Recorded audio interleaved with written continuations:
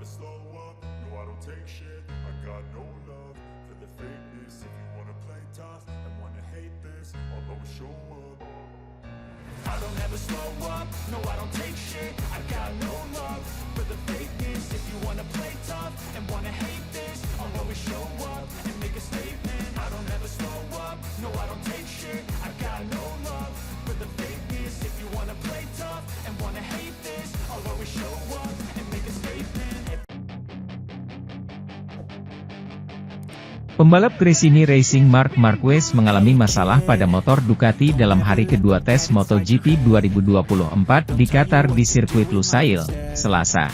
Kabar masalah pada Desmosedici GP23 Marquez itu disampaikan Crash melalui unggahan di media sosial X. Dalam unggahan tersebut Marquez dilaporkan mengalami masalah teknis di tikungan 15. Sementara itu di jejaring X juga tersebar foto dan video motor Marquez yang mogok saat melakoni tes MotoGP Qatar. Motor Marquez berhenti di tikungan 15 sirkuit Lusail ketika ingin kembali ke paddock. Marquez dikonfirmasi mengalami masalah teknis. Dalam video tersebut motor Marquez juga diantar dengan skuter putih.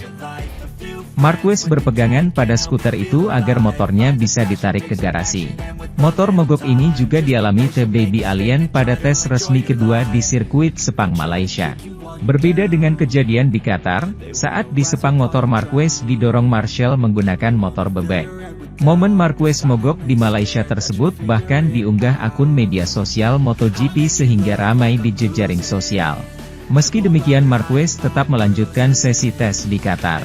Pencapaian apik dimiliki pembalap 30 tahun tersebut dengan menempati peringkat kedua dengan catatan waktu 1 menit 52,516 detik.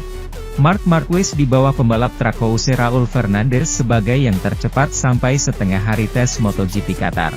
Raul mencatatkan waktu 1 menit 52,483 detik. Di sisi lain, di belakangnya terdapat rivalnya tahun lalu, yakni rider peramak Ducati, Jorge Martin. Rider asal Spanyol itu berada 0,220 detik di belakangnya. Sementara Aleix Espargaro dari Aprilia Racing menempati urutan ketiga.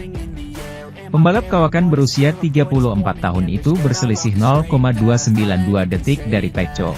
Sedangkan pembalap Red Bull KTM, Brad Binder tampil gemilang di menit-menit terakhir hari pertama ini. Rider berpaspor Afrika Selatan itu duduk di peringkat 4 dengan selisih 0,296 detik dari Pecco. Pemenang balapan MotoGP Qatar 2023, Fabio Di Giannantonio juga meningkatkan catatan waktunya hari ini dibanding saat menjadi pemenang tahun lalu. Sementara itu, juara dunia MotoGP, Francesco Bagnaia, memuncaki hari pembukaan tes pramusim 2024 terakhir di Losail, Qatar, Senin, 19 Februari 2024, dari pesaingnya musim 2023, Jorge Martin. Setelah 3 hari latihan di Malaysia awal bulan ini, tes pramusim MotoGP berakhir di Qatar hanya 2 minggu sebelum balapan 2024 dimulai di tempat yang sama. Setelah awal hari yang cukup lambat karena kondisi lintasan tidak optimal, balapan berlangsung lebih baik saat matahari terbenam di sirkuit internasional Losail. Bagnaia dari Ducati memandu GP24-nya untuk mencatatkan waktu terbaik hari itu dengan waktu 1 menit 52,040 detik. Membuatnya hanya berjarak lebih dari 0,4 detik dari rekor lap sepanjang masa. Bagnaia menyelesaikan 51 lap dan memimpin GP24, dari Martin dari Pramac, yang melanjutkan performa kuat Ducati dengan motor barunya di tes Sepang. Rookie Tech3 Gas, Pedro Acosta, mencatatkan waktu tercepat pada jam pertama dengan catatan waktu 1 menit 58,141 detik, sementara hanya sedikit pembalap yang menjajal sirkuit. Pada akhir jam kedua, Maverick Vinales mengambil alih posisi pembalap tercepat dengan motor Aprilia RSGP dengan catatan waktu 1:54.883, yang kemudian ia perbaiki menjadi 1:54.067 pada akhir jam ketiga. Waktu tercepat keempat juga diraih oleh Vinales, yang mengakui setelah tes di Sepang bahwa ia merasa motor Aprilia 2024 malah menunggangi saya. Ia kesulitan mengendalikan motor baru. Torehan 1:53.472 dikalahkan oleh Raul Fernandez yang mengendarai Trackhouse Racing Aprilia yang sudah berumur Dengan pembalap Spanyol itu unggul tipis dengan catatan waktu 1 menit 52,814 detik pada akhir jam kelima. Marc Marquez tidak menargetkan kemenangan di atas motor MotoGP Ducati, karena itu akan membuatnya frustrasi di tengah periode terus beradaptasi. Perpindahan Marquez dari Honda setelah 11 tahun dan 6 gelar juara dunia ke tim satelit Gresini Ducati untuk 2024, menimbulkan ketertarikan yang tak terbatas seiring dengan mendekatnya musim baru. Banyak rekan-rekannya yang menjagokannya untuk segera meraih kemenangan di atas Desmosedici GP23, meskipun Marquez terus menepis ekspektasi tersebut.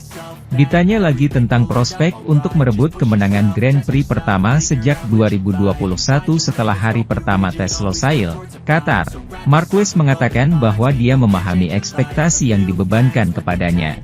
Setelah 4 tahun yang sulit yang diwarnai dengan cedera dan hasil yang mengecewakan saat Honda mulai tertinggal dari para pesaingnya di Eropa, ia belum bisa berpikir seperti itu.